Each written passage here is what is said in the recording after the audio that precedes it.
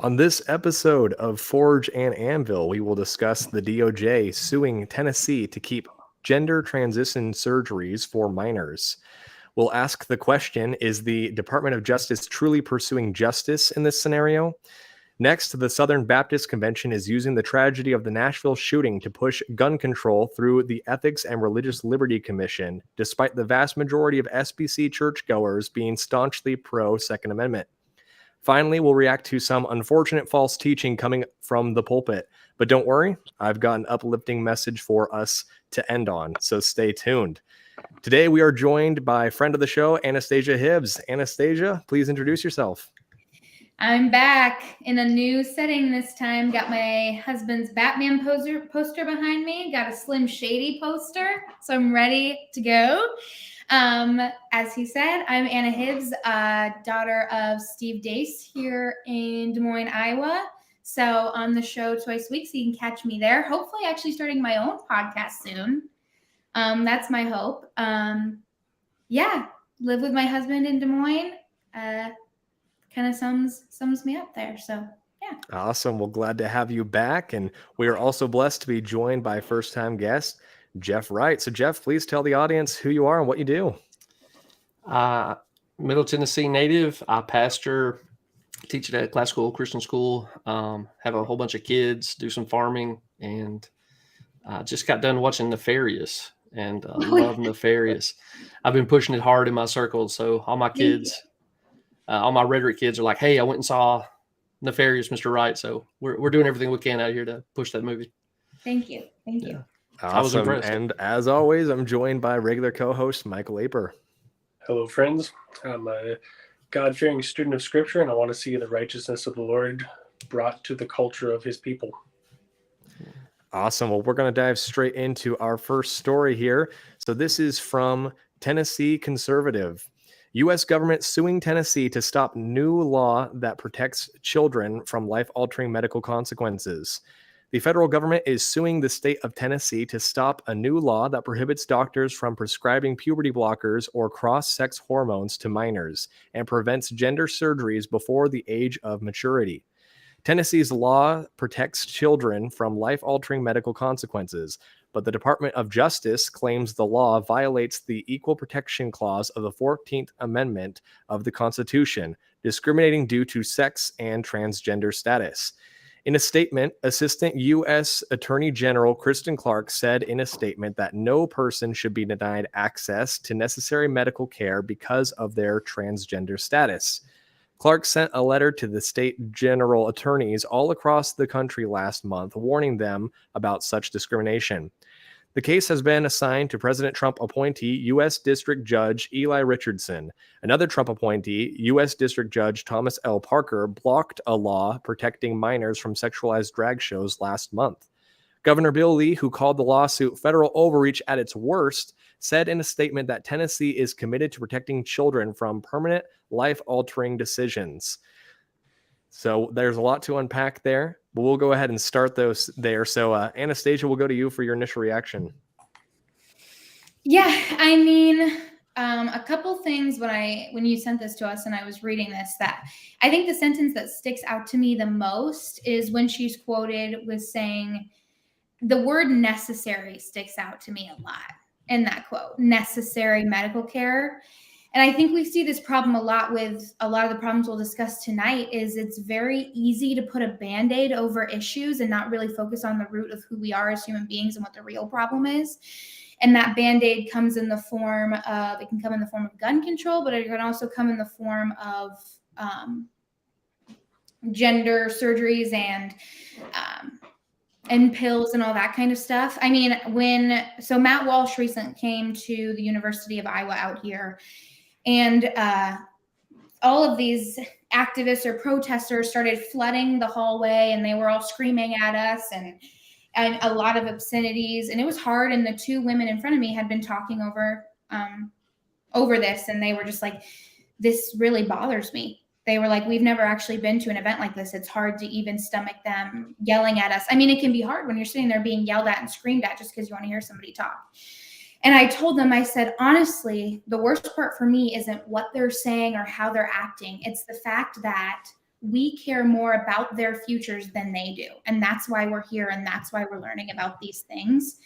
I mean, obviously, surgeries and medication and all that kind of stuff is a Band-Aid over a problem.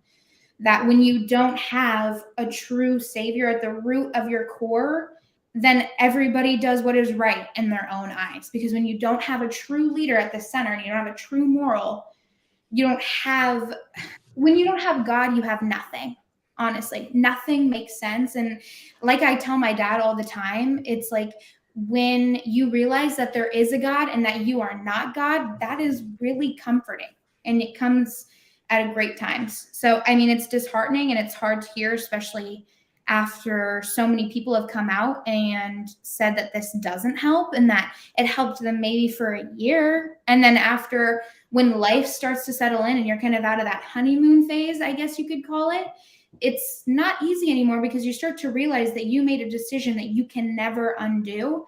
And you start to realize that you're looking around at all these people like, I thought you guys were my friends. Like, shouldn't real friends tell you the truth? Like, I'd rather my friend look at me and be like, wow, you're being really, really dumb and it suck in the moment, rather than later on realize that I made a decision that I can never come back from and be like, why weren't you there? So I guess that's kind of my initial reaction to that. Yeah. Well, there's a lot to be said about that, and we'll have to unpack some of that. But Jeff, what was your initial reaction?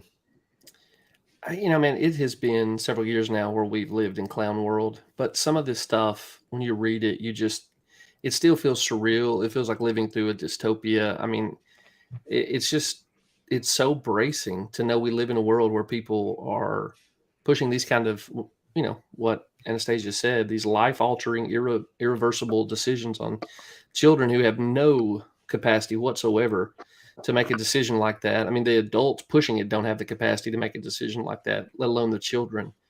And you want to be like the caring Christian and compassionate and all that, but the same thing that she narrowed in on, that language of necessity, it's galling that they would use the language of objective truth in an endeavor that is entirely predicated on a plastic sense of reality that can constantly be molded. I think Ziggy Bauman called it liquid modernity. You can just always reshape reality however you want. But as soon as they need to borrow from a worldview that understands objective reality, they're happy to appropriate that language willy-nilly, no sense of needing to be consistent. And it makes me sad, but it also kind of makes the blood boil.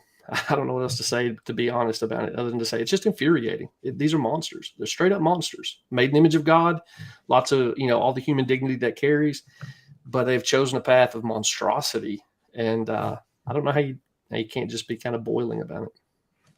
Yeah. We have a tendency in our culture. Liquid modernity. I like that. Go ahead, Michael. Sorry.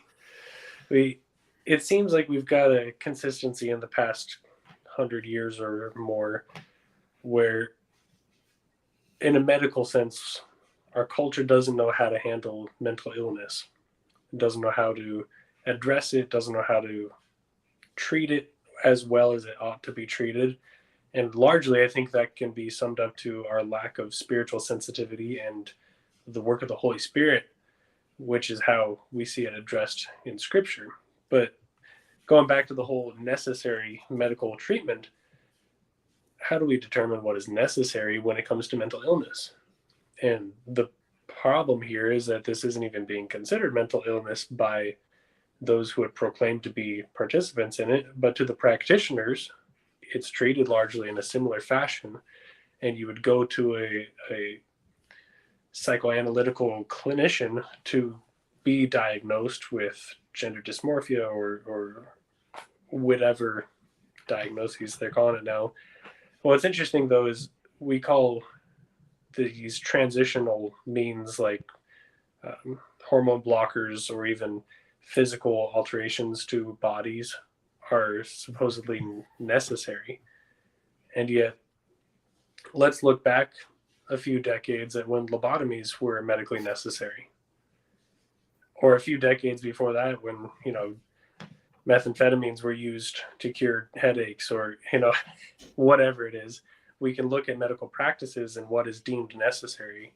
And oftentimes things don't age very well. And I think this is one of those instances where we now are seeing it in live time, and it hasn't aged well in 10 minutes, let alone 100 years. It'll be interesting to see in our lifetime how this medically necessary transition implodes upon itself and damages people irreparably. Well, to that point, again, the last 3 or 4 years, you've just seen every expert that we needed sort of sitting on the wall watching for dangers throw their credibility away for political points or whatever against their enemies. And my wife and I regularly talk about, I mean, we're doing more of our own research on medical stuff for our family because we feel like we've been abandoned by these institutions. It would be really nice to have a medical community that you could rely on to have sort of your best interests at heart. But they've made it crystal clear they're just going to chase the cultural winds. And so what are you left to do there, right? The experts you're supposed to depend on have told you very clearly, we have no interest in helping you. We have interest in using whatever you can bring to the table for us to push a political agenda. And it's just kind of cold out there. You know, you wish you had people who are looking for objective care, but that's fast disappearing. You expect that from politics, from politicians. You even expect that from the media, but it's much more disturbing when it comes from medical practitioners.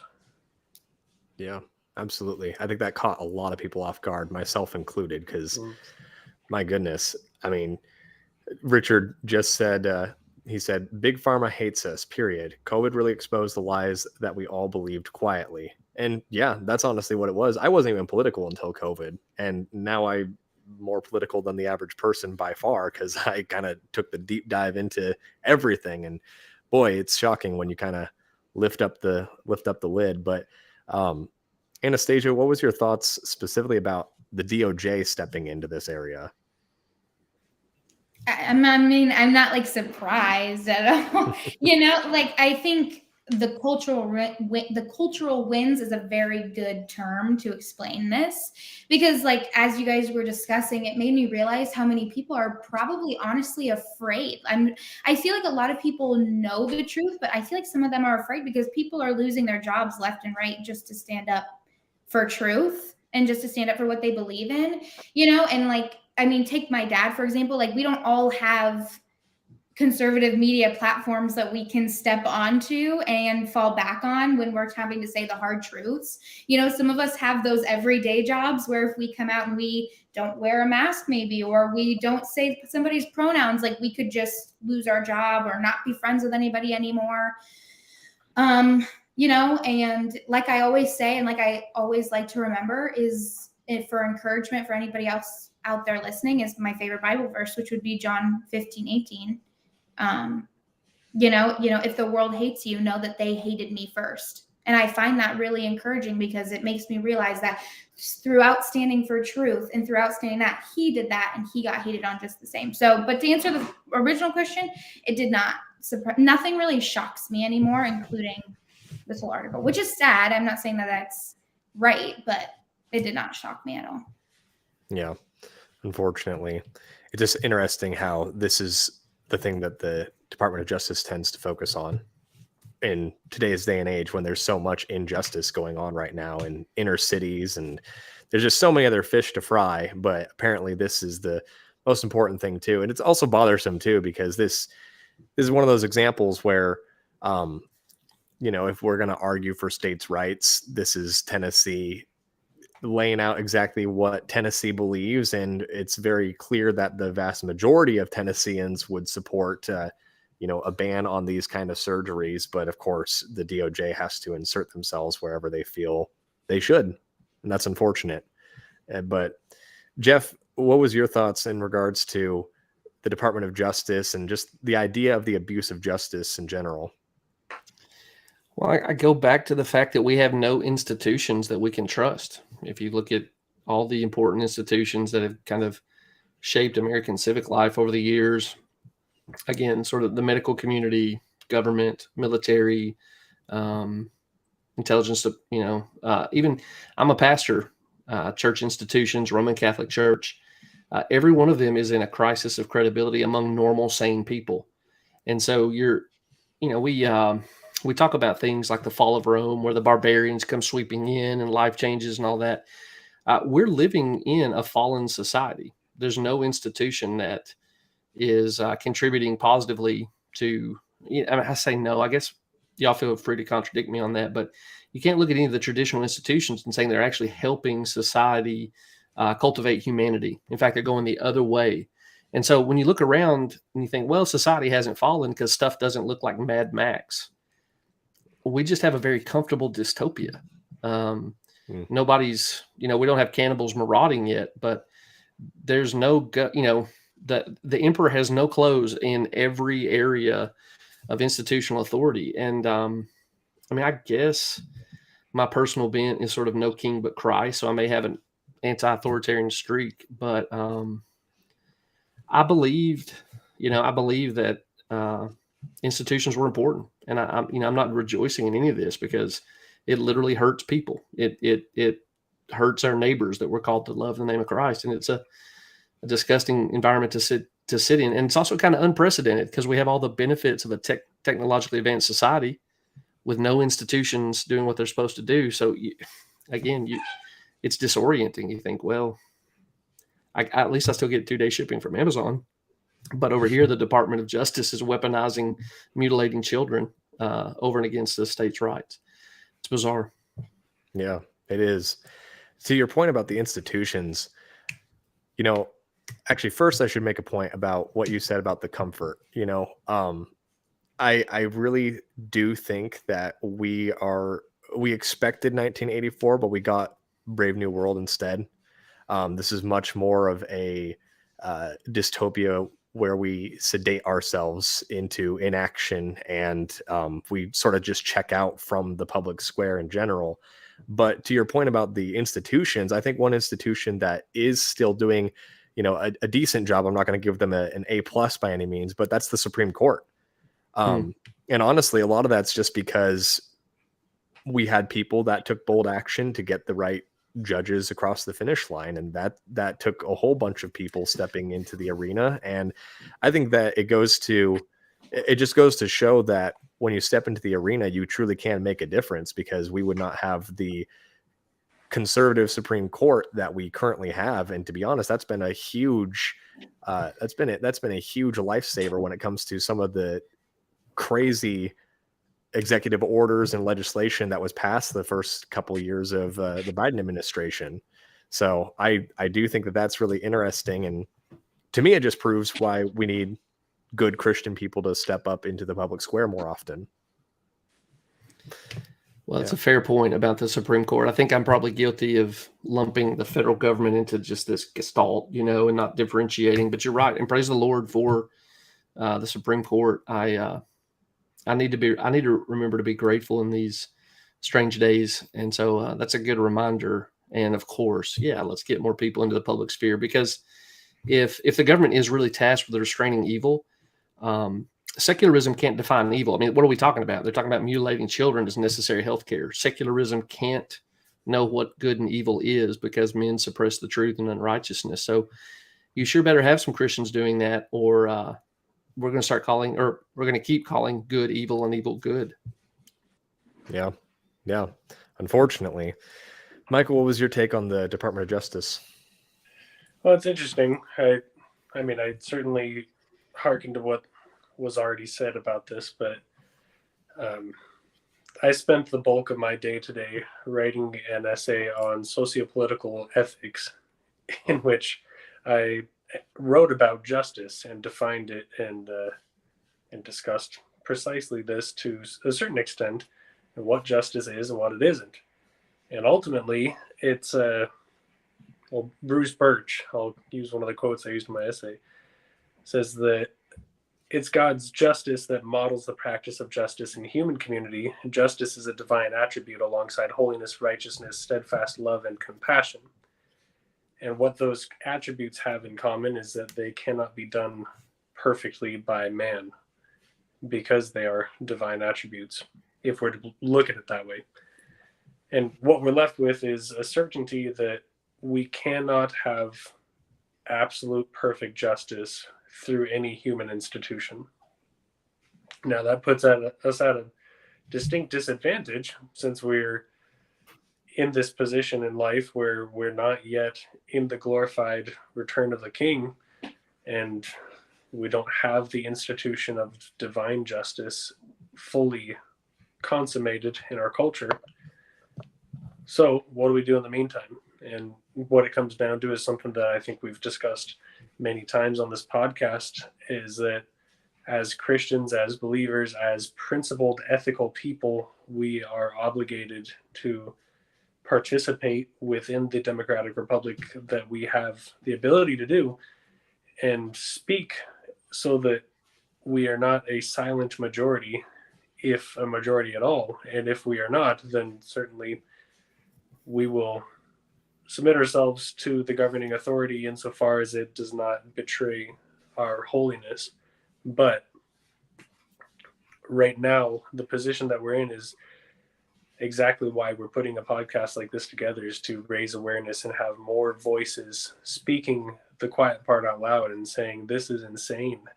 That, for one, it's insane, the entire argument that this is predicated on, that patients of severe mental illness may not be restricted from damaging themselves irreparably, is a pretty disturbing thought.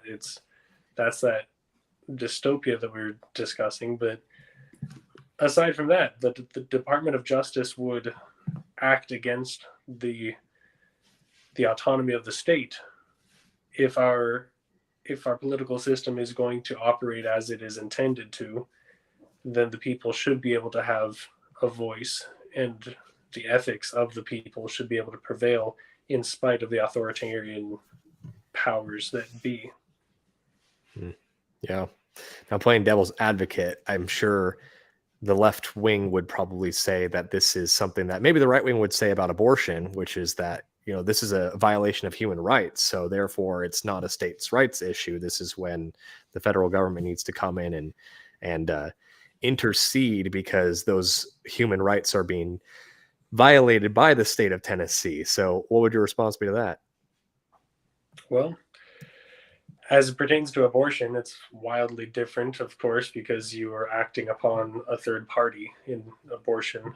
The victim of the medical practice is not one who can speak for themselves.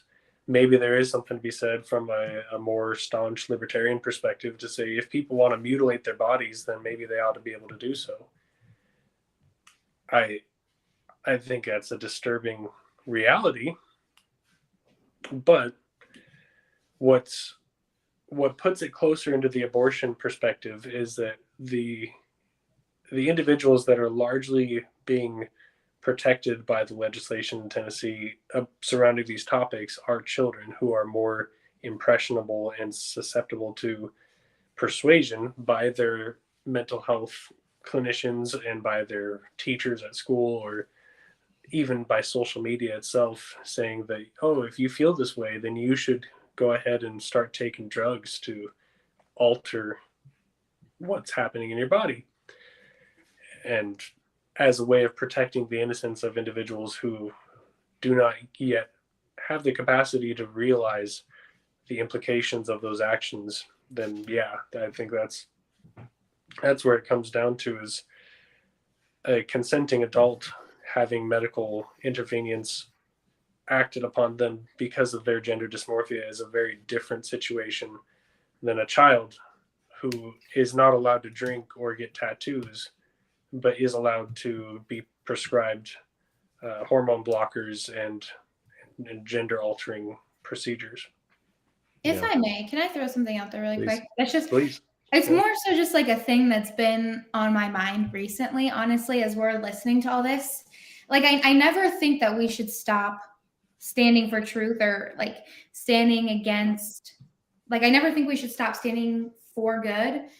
But sometimes when I hear discussions, or when I hear people go back and forth, I honestly feel like we have laid all our cards on the table. And at this point, we need to be out here, trying to just bring people to the love of Christ and bring people to church. And that's nothing against anyone at all, because these discussions are important. but it's more so for me because I'm a lot like my dad, and I'm very confrontational. If you've never seen him, then you need to go just watch a 5-second clip, because I'm sure you're going to get the vibe. But, I don't shy away from confrontation, but I look at all these children, when I went to, and I hate to bring this back up again, but when I went to Matt Walsh's event and seeing all those kids, honestly, because I'm 22, but I don't know about you guys. I still sometimes feel like I'm young and I'm still a kid, but I see all these kids and I see all these young people, and it honestly just makes me sad, because I feel like no adult in their life is loving them enough to look at them and say, I'm sorry, sweetheart, or I'm sorry, honey, this just ain't it. You're just not right in the situation. Just because you feel this way doesn't mean that feeling is correct. It makes me sad, because these are all the kids when they were younger and they wanted a cookie and they didn't eat their dinner first, and their parents were like, of course you can have as many cookies as you want. You're always right. Now they're grown up. When all these kids were at the Matt Walsh event, they were all led by this 60-year-old man. And I'm like, who didn't bring you to church? Who didn't show you love and tell you that maybe your point of view just ain't it, buddy? You know what I'm saying? So I that's just a thought that I've been thinking recently. And it's not to say that we shouldn't stand up for truth or that these facts don't matter. It's just to say that sometimes I feel like all of our cards are on the table, and the best thing next we can do is just say, do you want to come to church with me? Or do you want to maybe read this? Or do you want to hear this? Or look at this video? Or hear this sermon? Or see this podcast? You know what I'm saying? So it's just, I don't know, maybe I sound crazy, but that's just a thought that I've been thinking more recently. Yeah, no, you're right. I think we need to be more bold about our faith in general. In fact, I listened to a great sermon at my own church. We had a guest speaker come in, and he was talking about how, we have a bad habit as Christians of just hoping that if we appear to be nice and have it all together, that's going to be our witness to someone. And he kind of told a story of a unbeliever who basically called out his believing boss. He said, really, you were a believer this whole time? And here I was thinking I was okay because I was just a decent person, because you were just a decent person too. I didn't know anything that was, different between you and I. But that's the reality, is we need to not just let our positive attitude and our joyful spirit be our only witness. Sometimes we do have to actually get verbal with that. So Jeff, I was thinking about what Anastasia was saying. Have you encountered a lot of individuals wrestling with these things while working in a pastoral role? No, I've not ran into a lot of gender dysphoria. What I've ran into mostly was Christian students who experience some kind of same-sex attraction, and they're wanting to know, man, what do I do about this? But no, not gender dysphoria thus far. Now, my little town in Cookeville is having to deal with that because there's been a controversy. There was a drag queen event at Tennessee Tech, a student organization. Thank God the president of the university said that's not going to happen on campus anymore. They moved the performance to a brewery near downtown. Well, that violated a city ordinance that events like that couldn't be held in some sort of proximity to a church. The church said, hey, we would like that not to take place. The DA declined to, what I'm told, the DA told the police force, look, I'm not going to prosecute this. So if you try to arrest people for trying this event, I'm not going to touch it. So you better let it go on. The event went down.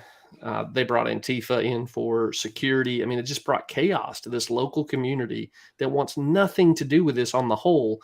But there's this small little nugget of activists that want to change the world and demand everybody else go along with them.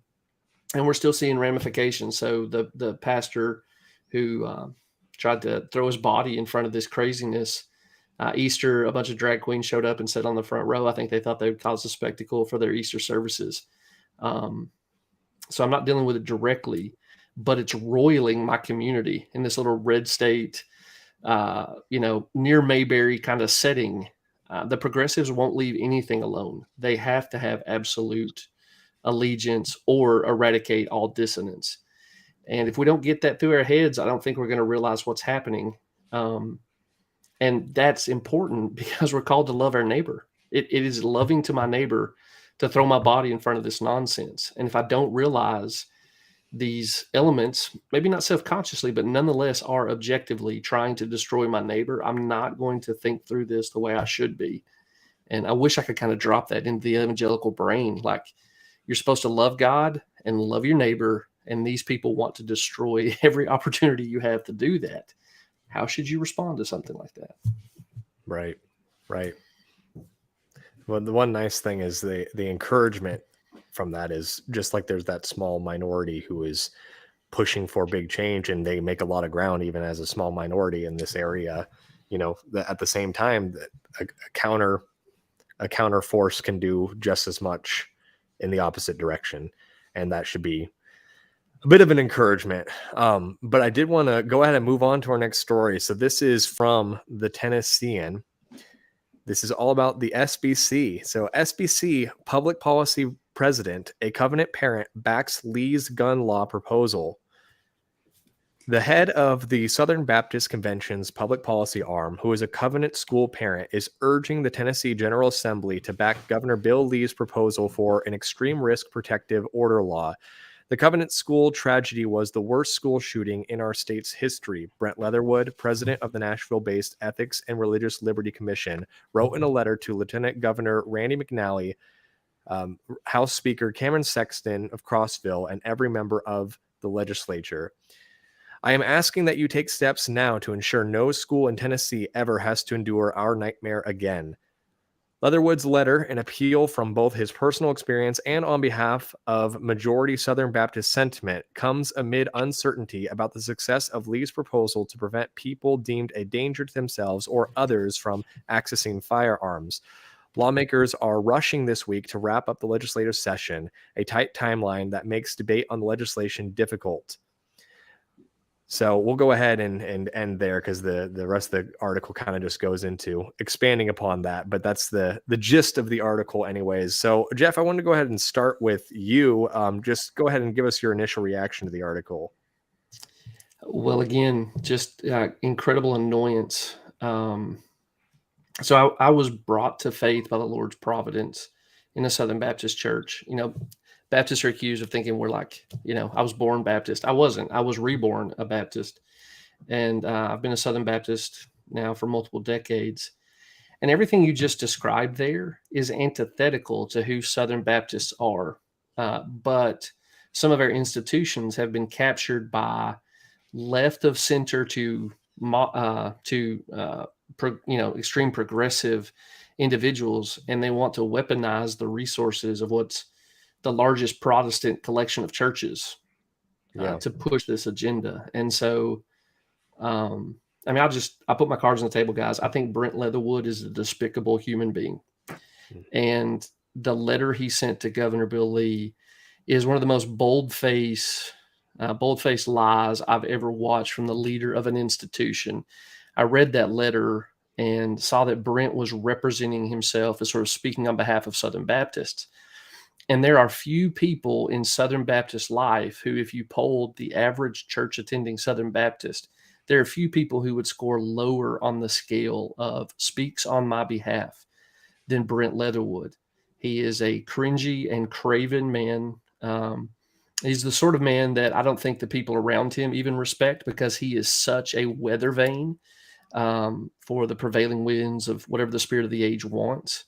And that he would have the shamefacedness or the lack thereof to represent himself as speaking on behalf of Southern Baptists, when he has no meaningful relationship to Southern Baptists except parasitically taking a check from them because we can't run him out of the position because his buddies control the voting process.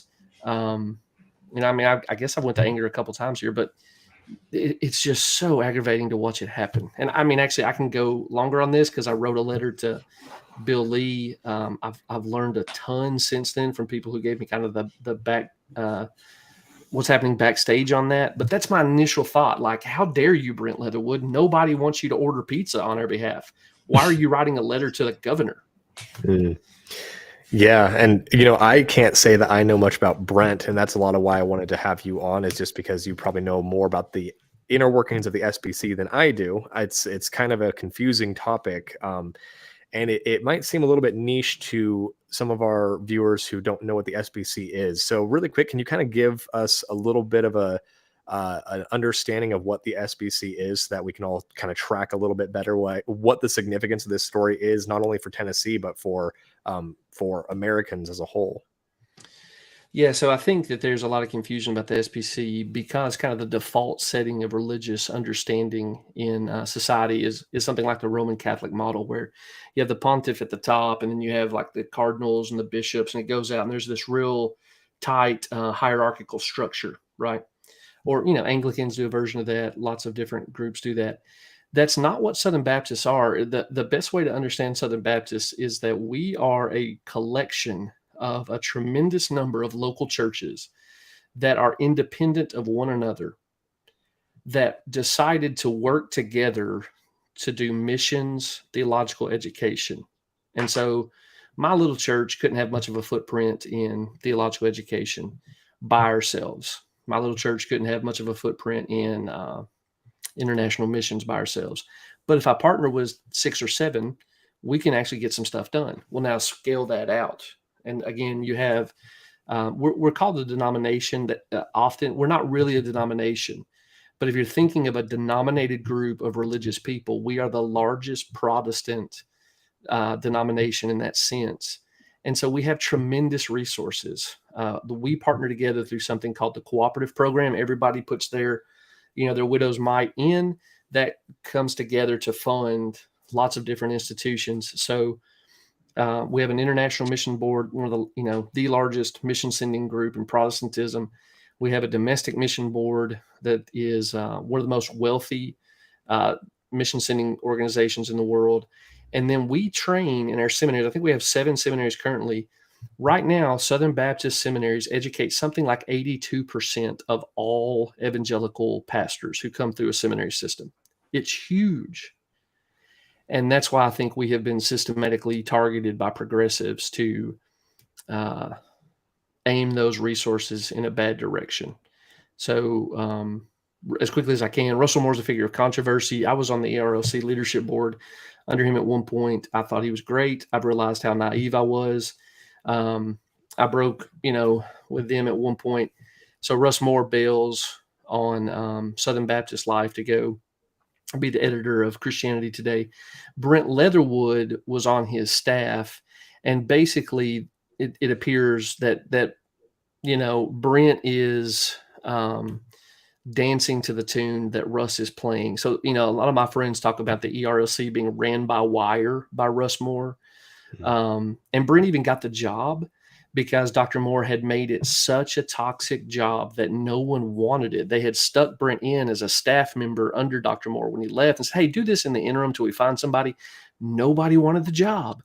And so, the job that nobody wanted got the guy that nobody wants. And it's this perfect collection of nonsense that has been the fruit of it.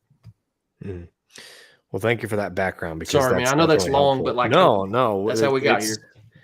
It's helpful because, like I said, it seems like a really niche subject, but when you realize that this is essentially the largest denomination of evangelicals in America, you realize how the weight of the upper levels that are making these decisions, especially people that are, writing letters saying that they represent the majority of the SBC, which would equal to hundreds of thousands, if not millions, of believers across the entire U.S.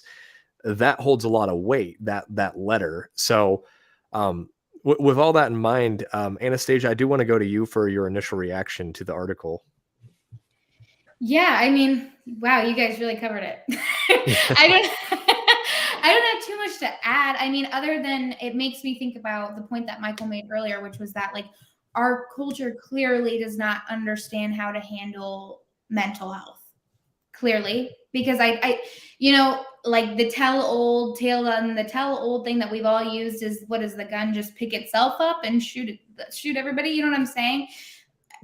I think it's hard to fight emotion because I don't like school shootings as much as you on the other side doesn't like school shootings. That's not what I'm saying. I'm saying that maybe we need to start dealing with the heart and the person issue instead of, like I said earlier, the point of when I say put a Band-Aid on it, you can put a Band-Aid on your cut. But then when you take that Band-Aid off, like it's still there. Maybe it healed just a teeny tiny bit, but when you pull it off, like it's still there. So I think that it's hard because I don't like school shootings, and hearing about what happened in Tennessee broke my heart, as I'm sure it broke all of your hearts and everybody's hearts in America, because nobody likes that. Just like we don't like when you kill your baby in the womb either. And we also don't like when you cut up your child when they're out there also in the world either. So you can't really, I'm angry because I feel like you can't really pick and choose when you care about children or when you care about people, because you care about people when they're in a school shooting, but you don't care about them when they're in the womb. And you care about people when somebody picks up a gun and shoots them, but you don't care about them when when you're mutilating their genitals. I was going to use a different term, but I thought I'd be nicer on your guys' podcast. And you don't seem to care about them when you're doing that, and then you kind of just leave them. Or, like I've talked about the Iowa Jane Collective here in Iowa, how they deliver abortion pills to women's doorsteps, and then they just leave them. Well, you don't seem to really care about those women when you just leave them to bleed out. And then when they're texting you and they're calling you, you never really answer them because you don't know what to say. So I feel like you can't pick and choose your battles. Just like I'm bold enough to say that abortion is never okay, no matter what circumstance it is in. You can't really pick and choose. It can't be a murder here and not a murder there. And I feel like the same goes for that. Sorry that I went on a rant and I got a little angry. No, I love it. Can I jump back in on that picking and choosing your battle stuff? I know I've talked a lot here, but to that point, so Leatherwood is based, I think he lives in like Brentwood. His son, he had a child at Covenant who was in one of the classrooms where one of the children who was killed was a fellow classmate. So Brent is right there in Nashville. Okay. And to think again about the Southern Baptist Convention size, we're large enough to fund an institution called the Ethics and Religious Liberty Commission. That's where Brent gets his paycheck from.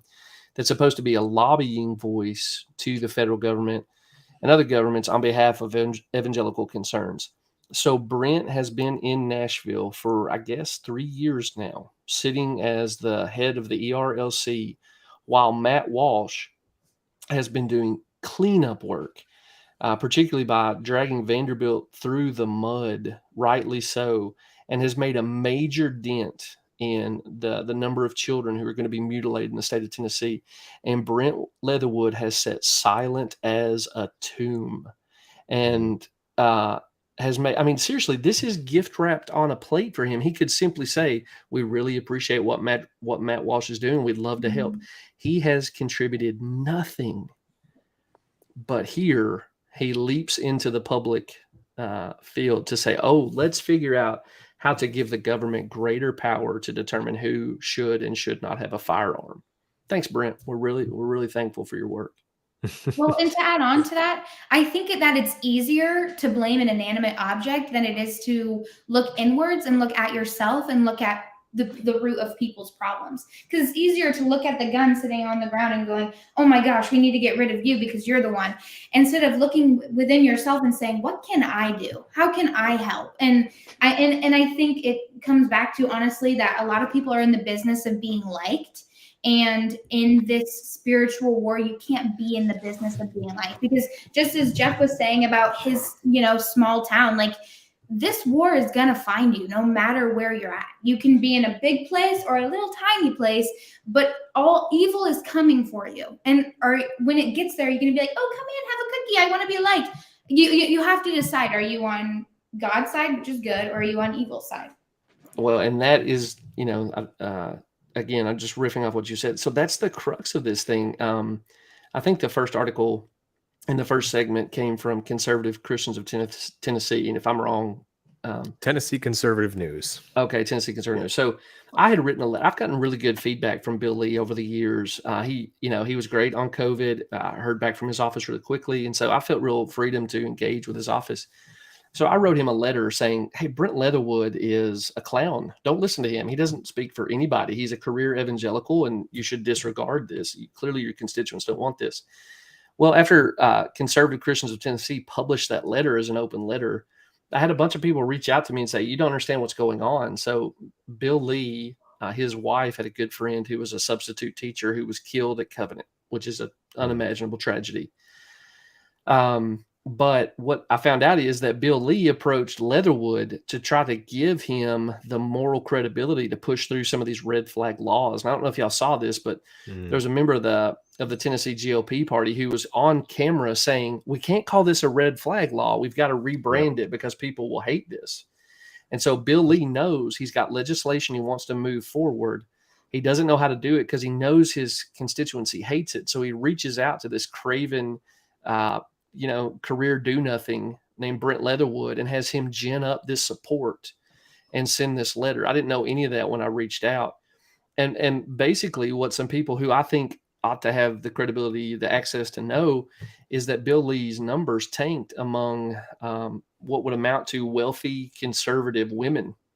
And he has late term ambitions that he wants to push through, and he didn't think his numbers would give him that support. And so this legislation is supposed to kind of puff that stuff up so that he can, whatever his later play is. And he made use of the SBC to do it. And so you think about all the criticism that progressive Christians like Dr. Moore has thrown at conservatives about how you're too in bed with the government and your hopes are too tied to what the conservative party is telling you to do and all this, right? Well, when Bill Lee, who's now a moderate red state governor, decides he wants to push through unpopular legislation, he rings the bell and these progressive little Christians scurry out to write the letter he wanted to help him with a PR campaign. It's about as craven and disgusting as you can get. But that's what's happening here in Tennessee with Brent Leatherwood and Bill Lee. Wow.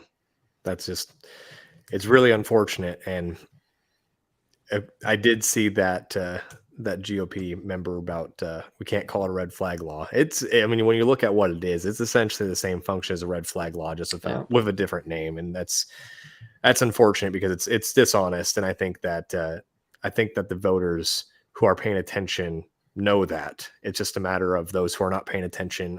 When you're passively consuming news, very rarely it's going to be an easy thing to miss, which is, to me, that just speaks to leadership. That's just inappropriate. But I wanted to also mention that since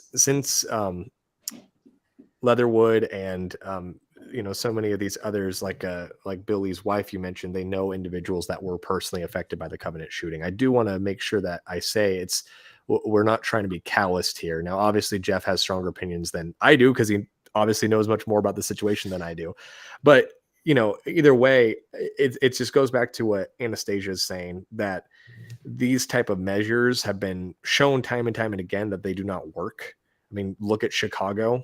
For crying out loud, that's got so much gun control legislation, and the crime rates in Chicago, and specifically the violent crimes and homicide rates by use of gun are nuts. And so if these individuals are trying to act in good faith, I would just encourage them to look through the statistics of Chicago's violent crime and rethink their position. Because if you are truly acting in good faith, and this is just coming from a standpoint of you experienced something tragic or someone you knew experienced something tragic, I can understand that. But you do need to realize that you are essentially attacking something that's our Second Amendment right. And there's a reason why it's a Second Amendment right. These are rights that you are not allowed to violate. And you are essentially actually violating human rights as the founders set up what we often consider our standard for human rights in terms of our civic law, that is. So I just want to make sure that I got that in there, because it's important to kind of add a bit of empathy for those individuals who are probably genuinely grieving, and to make sure that you understand, like, we're coming from a standpoint of we want to actually see real solutions work, and red flag laws clearly are not a solution that actually solves any problem. Yeah. And Connor, to that point, if you want to do something legislatively or legally to address what happened at Covenant, there are unexplored options that present themselves immediately, right? What are the long-term mental consequences, to connect back to the previous segment, what are the long-term consequences of synthetic hormones on the brain? How does that affect mood? How does that affect social, sensations and things like that? We would love to have that information from mass shooters, particularly Aubrey Hale, who's a notable transgender one. You can't find that data. You can't address that because it's sort of cloistered in the medical community as if they're the only ones who should have a voice. What about weed? What about mood altering drugs, right? So antidepressants, things of that nature. Is she taking those things? What does that have to do with anything that's happening to her sense of herself and how she relates to her community? You can start exploring some of these things as a legislator and trying to address them by certain things that we've done, like was previously mentioned. You can't have alcohol until a certain age because we don't think developmentally you're in a place to know what's going on. Well, maybe we should be thinking about that with these chemicals that we're pumping kids full of, and we don't really know what the long-term consequences are going to be. But that's not how these guys went after it. They went for the quick fix gun grab law that you've already mentioned fails. I mean, there's all kinds of stuff we need work on, and it's not red flag laws, but that's what they continue going back to. It just doesn't make sense. Yeah, exactly. Michael, I know you haven't had a lot of chance to jump in with this segment, but please jump in. Got a lot to say, so go for it. Yeah, I'm sorry, man. I'm loaded okay. for bear on that. Everything that has been said has been very good, but I want to kind of redirect our attention in this conversation a little bit. Everything you've been saying, Jeff, is really enlightening about the SBC, and it's really helpful to understand the context there. And Anastasia, exactly what you're saying is really relevant in the heart of how we should approach these issues. But what I want to do is I want to recognize specifically the disparaging philosophies between the conservative outlook as opposed to a liberal perspective. Because I am not willing to believe that the general liberal-leaning individual who consumes media and is persuaded is evil or intending evil against people. Okay. The main disparage, like I mentioned, is a philosophical separation of perspective, and the philosophy of the right or of the conservative party in general that I think we would all espouse ourselves to has a long-term perspective on almost every issue. So when it comes to abortion, we're not thinking about the immediate condition of the pregnant mother. We're thinking of the long-term viability of the child and the life that they may produce. When we think about the transgender issues and the chemical blockers and medical practices that are being put into practice for children and adolescents who are experiencing gender issues and are being prescribed these medical interveniences, what we are looking at as conservatives is often what happens 10, 15 years down the road when they are no longer struggling with their mental health in the same capacity and have regrets. Similarly, when it comes to gun laws, as a conservative, what our perspective is when there's a shooting, we are looking long-term, like Anastasia alluded to, that the mental health of these individuals, and Jeff, like you're saying, the influences of chemicals and the practices in our medical sphere that are influencing the behavior of individuals who are experiencing mental health distress, that's what we're looking at as a long-term efficacy to overcome school shootings. Now, what I think is really important to recognize is that from a leftist perspective, or perhaps I shouldn't say leftist, but a liberal-leaning philosophy has a similar heart for justice, but their perspective on justice is immediate. So when there's a woman who's desiring an abortion, the justice concern is for that woman and her rights and her autonomy to practice whatever decision she has for her family and for her body. So they want to protect that individual as opposed to the individual that has yet to come and have autonomy on their own. Similarly, when it comes to the transgender issues, they're looking at the immediacy of children who are struggling with mental health issues and wanting to relieve them from the present danger of suicide and additional mental unwellness that comes as a side effect of their unstable condition with gender dysmorphia or dysphoria, however you want to say it. And finally, when it comes to gun violence, the immediate response to gun violence is to remove the weapon. And it's from a heart of wanting to protect children. And I do believe that a vast majority of individuals that are posting about this in social media or speaking out about gun violence for the sake of gun control are coming from this perspective that they want to protect children immediately. Yet we recognize from a conservative perspective, looking at the long term, that the immediate resolution is not a long-term solution. The long-term solution has to go to the source of the problem, and removing guns from people's hands is not the problem because it's not the gun that does the killing. We recognize that. But I really do want to speak to the fact that a liberal philosophy comes from a heart of desiring justice, and that justice may come from a variety of ethical leniencies, because we live in a world that is not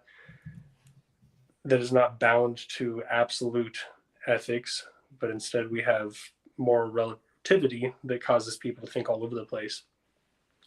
But it is important to me, at least, not because I want to defend the liberal agenda, but because the individuals that are experiencing these philosophies as a personal conviction are doing so from a perspective that they want to help people.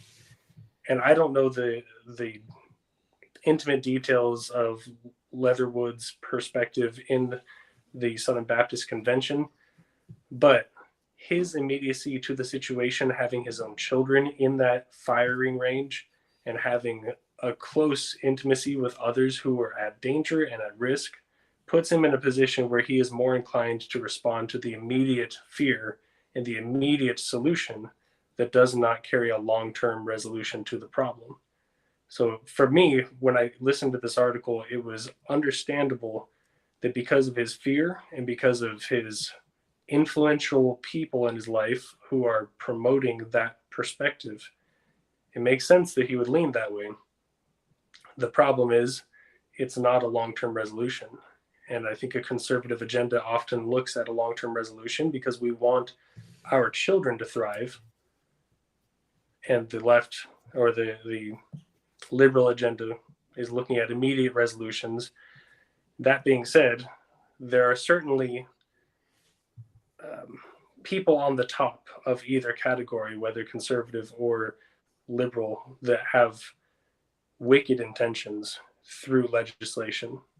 And that's undeniable. But I do want to protect the perspective of our friends and our family and our even viewers of this podcast to recognize that individuals that are seeking justice and I feel as if their only perspective of that justice is from a liberal agenda, they, I believe, can come at that for really good intentions, and yet they fall from the mark of what the resolution can be because they're not looking at a long-term perspective.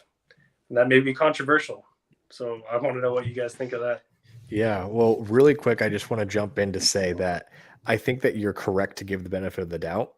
I would just say the struggle is that there are many individuals who are maybe the ones in the voting booths or the ones that are just in the crowds that are definitely what you described. I think what's hard is many of the people that have their hands on the levers of power on the left side of the aisle are individuals that have a very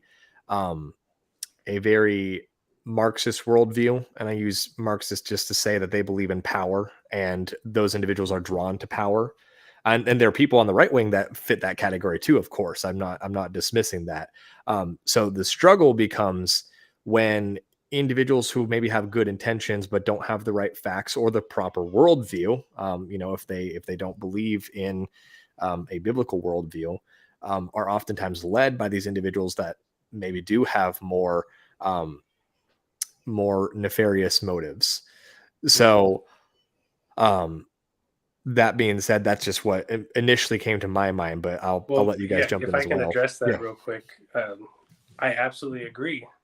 And the nefarious powers at play that would be, like Jeff mentioned earlier, the individuals, the rabble that want to have drag shows in rural Tennessee where nobody else wants it. Yeah, that's a problem.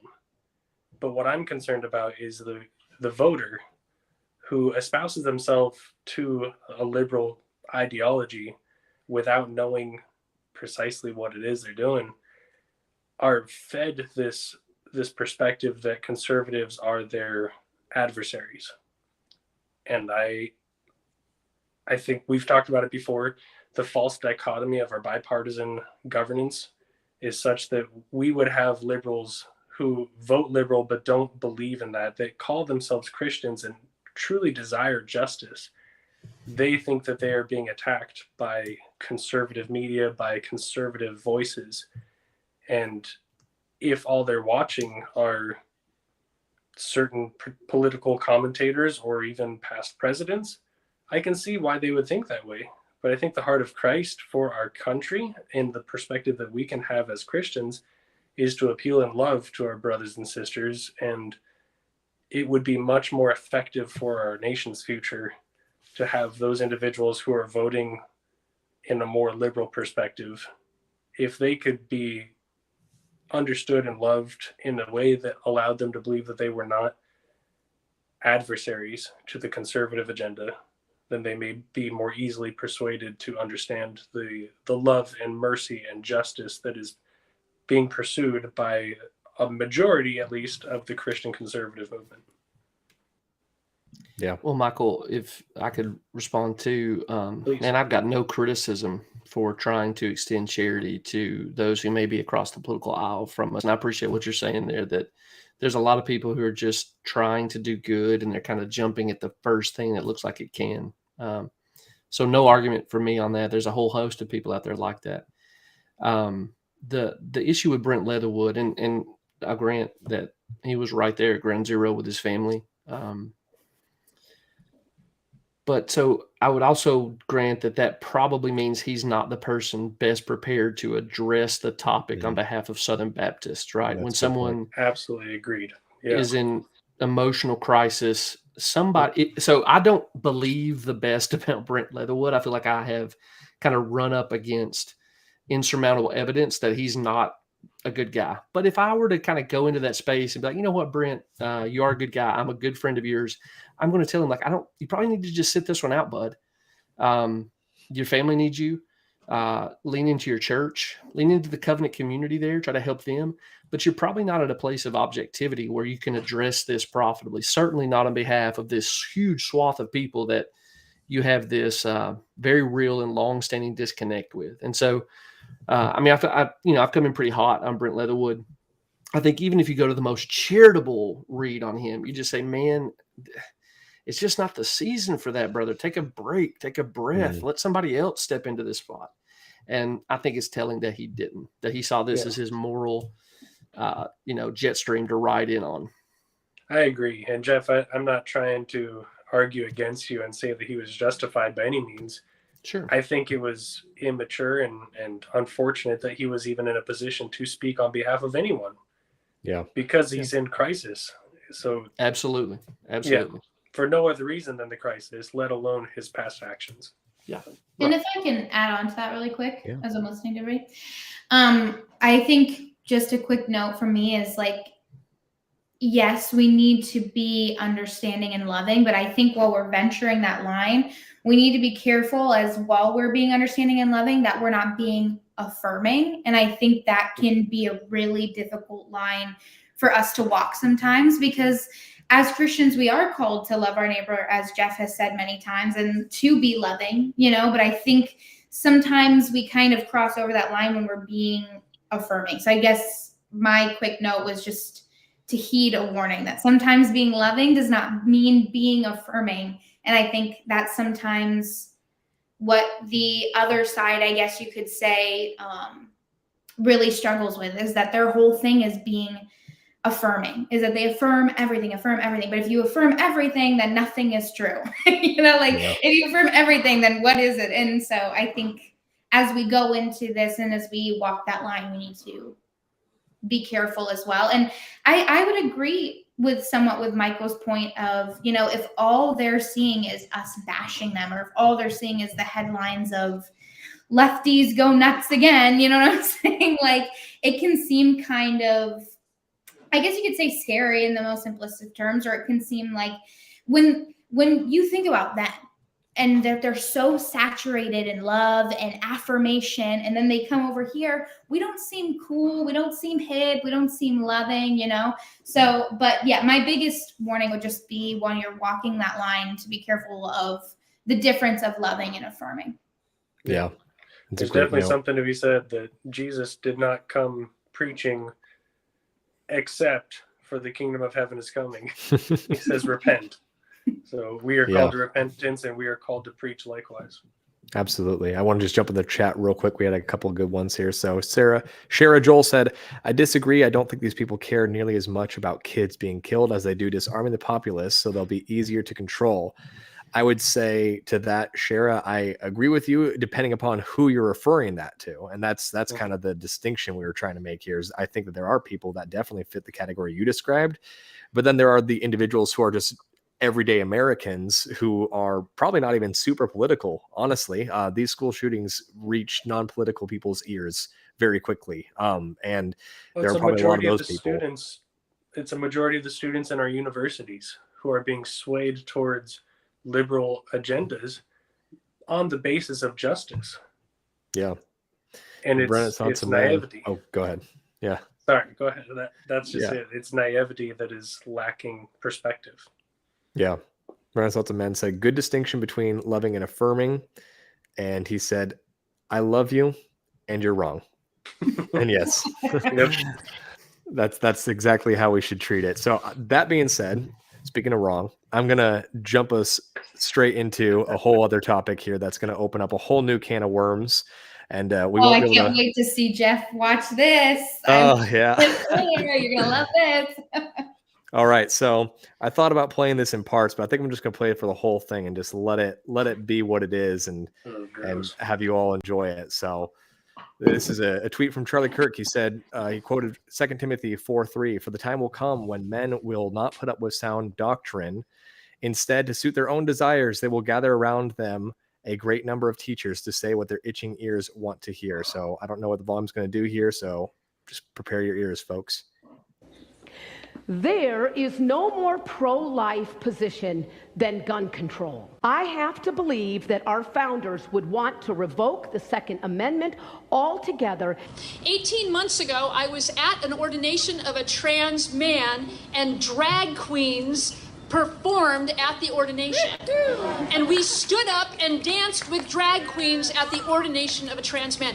This is what it looked like when King David danced in front of the altar of God in the Hebrew Bible. If the UCC was really as open and affirming as it claims to be, then there would be trans people of color in every UCC church. Mm-hmm.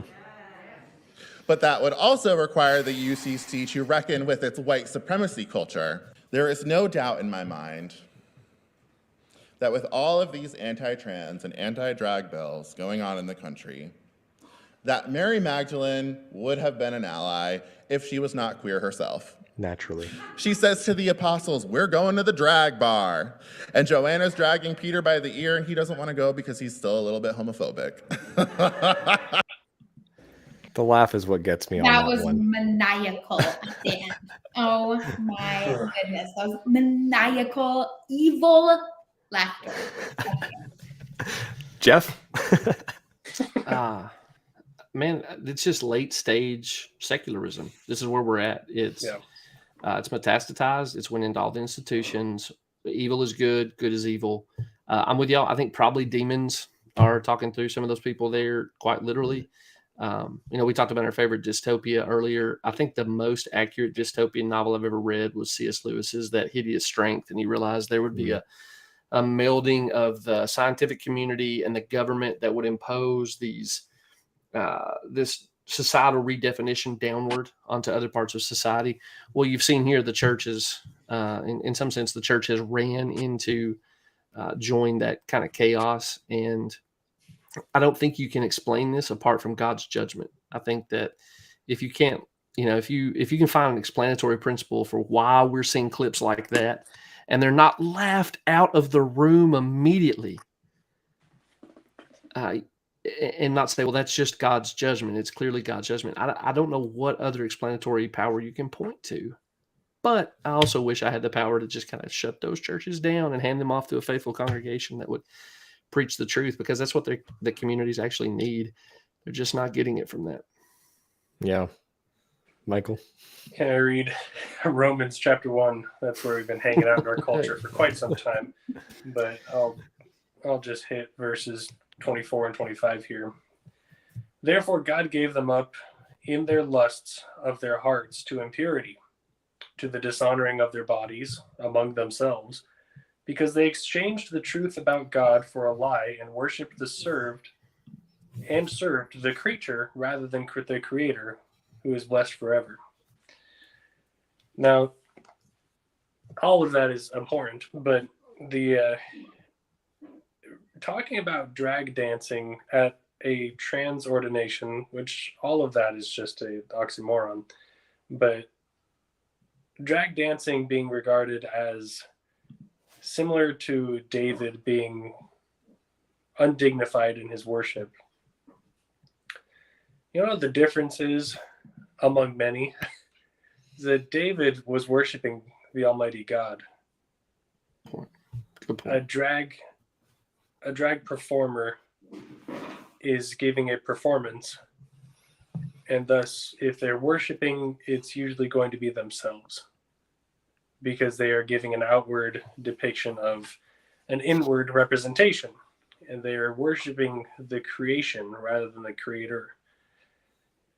And yeah, I mean, that's about it. Is like Jeff said earlier, the clown world that we live in. These men are looking more and more like actual literal clowns every time they show up on the screen. And we're supposed to say that that's a genuine depiction of the gospel, or of overcoming Peter's transphobic tendencies. Like, what? The rhetoric's so ridiculous, man, but it's treated like it has some sort of credibility. Yeah. Michael, I'll give you a chilling thought. A guy on Twitter not too long ago hit me up and said, you look at Romans 1, and we've kind of always seen that as the map of cultural degeneracy under God's judgment as they embrace sin, right? So if listeners aren't familiar, Paul describes mankind in sin. God meets their unrepentance in that sin with a judgment that leads them further into sin. Yeah. And this guy reached out and said, we're off the Romans 1 map, because it kind of terminates with this high and great awful sin of homosexuality. And he's like, homosexuality looks quaint to our culture at this point. That looks like something we wrapped up in the 60s. We're way out there. And we don't have a roadmap for that. Yeah. Anastasia, you've been uncharacteristically quiet. So just listening. No, I honestly, my first thought was that I think we need more pastors like Jeff who are willing to say these types of things, because I'm sure that can't be easy all the time, because I don't want to speak for you, Jeff, but I'm sure it would. What's easier? Is it easier to stand up and give a message?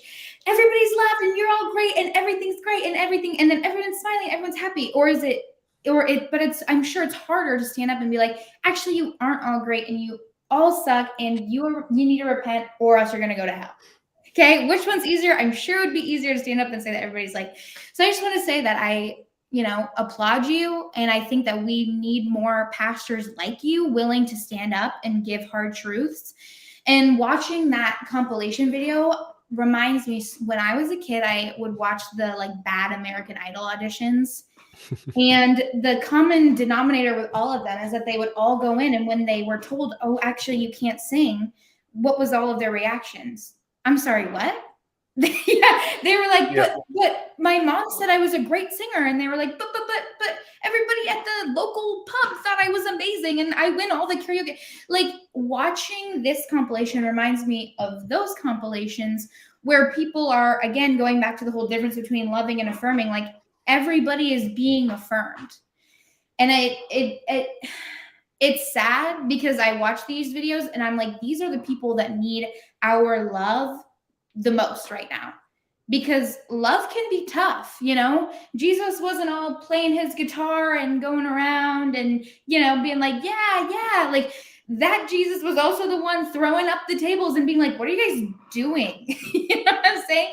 So it makes me sad overall, because I wish someone loved them. I wish someone in their life loved them enough to say, dude, one, the makeup ain't it. Looks Yeah. Two, We're really worried about their fashion. yeah, I'm like, oh my gosh, I'm like, I don't, like, men don't actually think that I look like that when I do my makeup, do they? I don't know. Are they going off of women? I don't know. I hope I don't.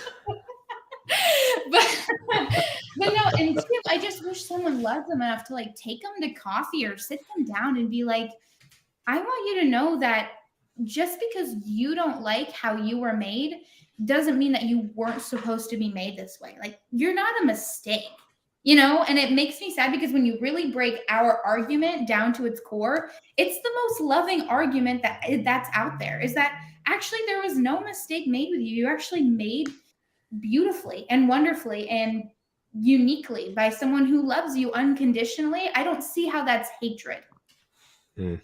Yeah, that's good. Shara Joel said, woe to those who call good evil and evil good. Renaissance Man said, ha ha ha, imagine listening to that and being like, oh yeah, that dude LARPing as a woman is totally right. Then he said, driving off the truck, Thelma and Louise style. So I want to go ahead and jump to a story that's kind of or a video, I should say, that's pretty much the polar opposite. So we'll end on some good news here. So we'll go to this and we'll get your guys' reaction. So this is from Andrew Seda.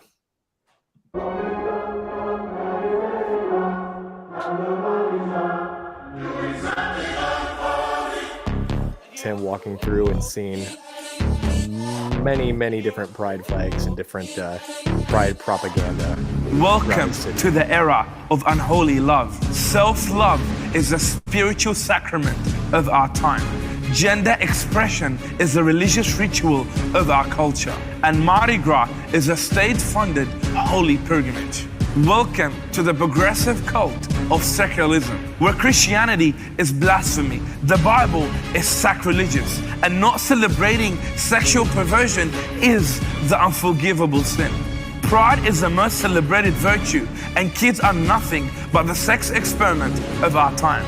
Grooming children under the disguise of education. Butchering kids' body parts under the name of love, tolerance, and diversity. Drag queen sex shows with old perverted men robbing the innocence of our children. All for the sake of love. All under the name of love. Because love is love. But what is love? What is real love?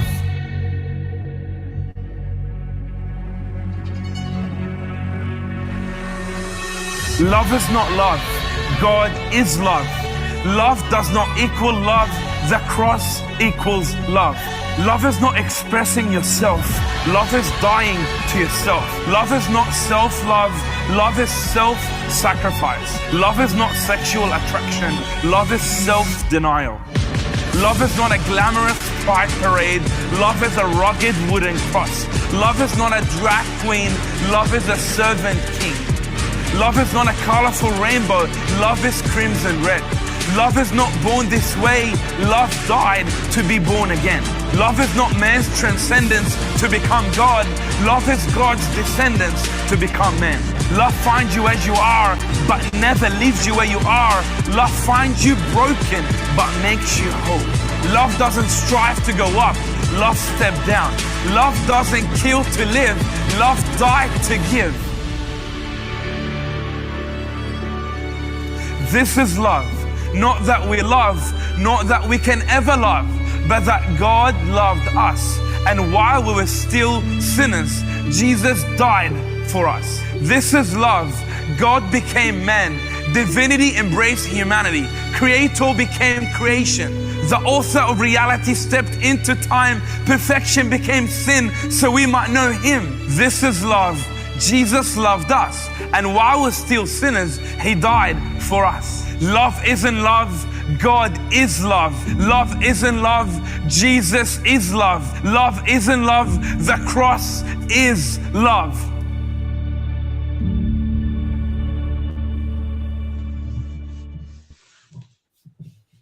Praise the Lord for that guy.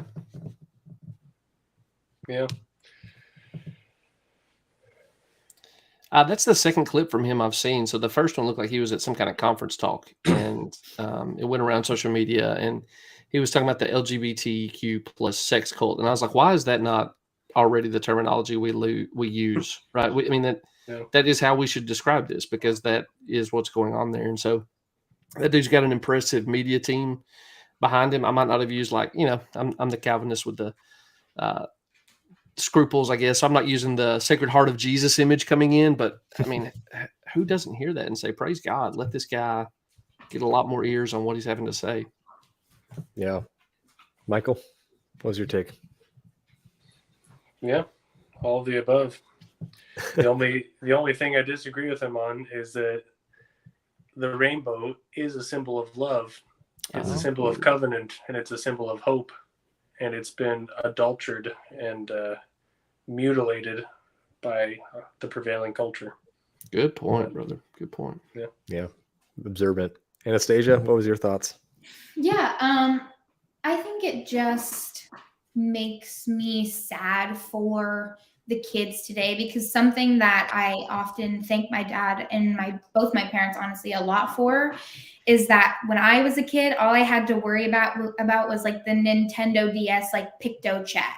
If anybody remembers that, or like my friend who lived behind me, like we would put like little notes, like want to hang out at 3, and then we would like put it in like a little pail because we didn't even have cell phones, and we'd like put the note on the other side that was tied together with a jump rope.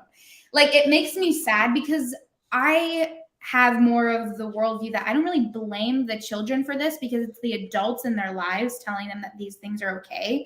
Like when we've been seeing cases where there were going to be drag shows, but they were like, oh, well, minors can't attend. Okay, then we're going to cancel it. Why? If you want to do your event, or if you want to have fun, why would you cancel it? Like, it's all about indoctrinating them, because they are the next generation growing up, and they want to make sure that they are indoctrinated with all that crap in their head, so that when they grow up, this cycle continues and continues on. And I blame the adults, because I don't blame the children, but then I also blame just Satan, because nobody just gets that thought in their head without some form of outside person or being or whatever planting that in them. So yeah, I mean, it fills me with hope that, people are willing and have the bravery to post these videos, but it also, I can't help but think of all the children right now who are possibly being read a bedtime story about Susie and Mary's wedding. You know what I'm saying? And just those minor things that maybe we used to overlook, like when gay marriage was kind of the topic of the conversation, a lot of people were kind of like, I mean, they're adults, I guess they can kind of do whatever they want. Who cares? It doesn't really affect me. But, as a lot of people say, like, this is a spiraling thing, and this has spiraled into what we're seeing today, where if this is okay, then this is okay. If that's okay, then that's okay. And if it's just, honestly, this whole time I've been thinking of the Batman quote, the infamous one, where it's just, some men want to watch the world burn. That's what I think of all the time. So, not to be, I feel like you meant that to be positive, and I was like, but you know what I'm trying to say. No, it's fine. It's fine. But I want to go ahead and go to the chat, because Renaissance of Men said, serious question. There are Christians who, out of a love for justice, listen to these drag people. These are the same people voting for gun control. How loving can we be?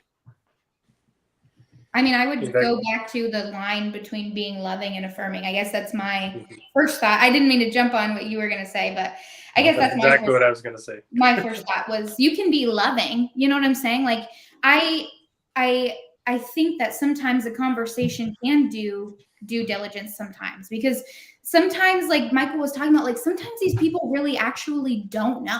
Like, it's crazy how many times you get to talking to these people and you're like, you haven't seen this or you haven't read this. And they're like, no, I only read BuzzFeed for my news.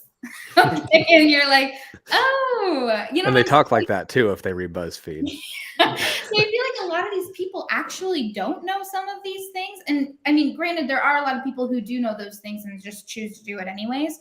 So, but just because you're listening to someone, or just because you're loving them by having a conversation with them or being willing to listen to what they have to say, doesn't mean that you have to affirm what they have to say. Just because you're saying, okay, what do you believe? Or, I mean, Jesus in the Bible all the time, ask them questions. That is so important. Like, bringing it kind of back to when I saw Matt Walsh and people were asking him questions, he would turn around and ask them questions, get them to start talking, because once you start to get them to break down to what they actually believe, that's when you kind of realize that it's just a circular answer. Like, they actually don't really understand. And so I would kind of describe that as being the line between being loving and affirming, is my point of view on that. Yeah. And Richard Henry actually posted a question earlier in the night that I wanted to go back to, and we'll kind of end on this. Jeff, I'll have you answer this, and of course, Michael, Anastasia, you guys are welcome to expand upon it if you feel that there's anything else to be added. So he asked, "What do each of you on the show do daily in keeping sane, prepping for chaos, building Christ's kingdom?" Yeah, I mean, it's a mixture of all of that, honestly, and I think this is part of the project we're all having to live out as we fabricate some new way of living that can hopefully hand off a sane world for our kids or those we love and care about. And so the local church is of incredible importance. You need to be in a deep, committed relationship in almost matrimonial terms with a local church that will tell you the truth about God's word, hold you accountable, and then give you an opportunity to do the same for other believers. I don't think that a Christian ever thrives outside of a good local church, but in this day, it's a weekly recalibration to what is actual reality. So you got to be in a local church. It's just non-negotiable. Drive if you have to, but a church that preaches it straight, has high expectations for its members, and then encourages them in godliness, I think is non-negotiable. I am trying to do more self-sufficiency stuff, and I've got the opportunity because of where I live. But over the last 3 or 4 months, I've bought 3 milk cows, and we now are milking our own cattle. My kids are, we're raising chickens. I've tried to shift my children away from entertainment that's sort of fed to them through electronic media to the enjoyment of a good day's work, and then getting the rewards of it so they make their money off what we do. And then, yeah, we've got to build. I mean, I've mentioned it several times already. The institutions around us have destroyed themselves. It's been suicidal nonsense from these institutions. Well, institutions transmit our values. And so we've got to have them. Start schools, start daycares, start things that give you a chance to tell someone, hey, I know you're living in the same kind of craziness I am. Here's a little part of sanity that you can live in now, and we're going to try to spiral it out as we create, in the Lord's providence, we create humans who can go out and start rebuilding from some of these ruins. We got to be aggressive on those fronts. Yeah, absolutely. Great. Well, we will wrap up with that. So Anastasia, we'll start with you, but where can people find you to keep up with everything you're doing? Yeah, just I'm most active on Twitter, so it's just Anastasia_Hibbs. So you can find me on there, and then on the Steve Day Show Tuesdays and Thursdays. Awesome, Jeff. Where can people find you? Merely J Wright on Twitter. I'm much meaner on Twitter than I am in real life. That's not true, but I've been accused of that. I write for Servants and Heralds. Do a couple podcasts called, one's Pop Culture Coram Deo, the other is Backwoods Belief. But I mean, anything I'm doing, you can probably find through that Twitter handle. So that's it. Awesome. Michael, where can people find you? I will be girding up my loins for finals. Finals are taking place in the next 2 weeks or so. Yeah. Excellent. Go get 'em, man. Thanks. Best of luck. Well, thank you everyone for watching, listening. We really appreciate it. We'll see you next time.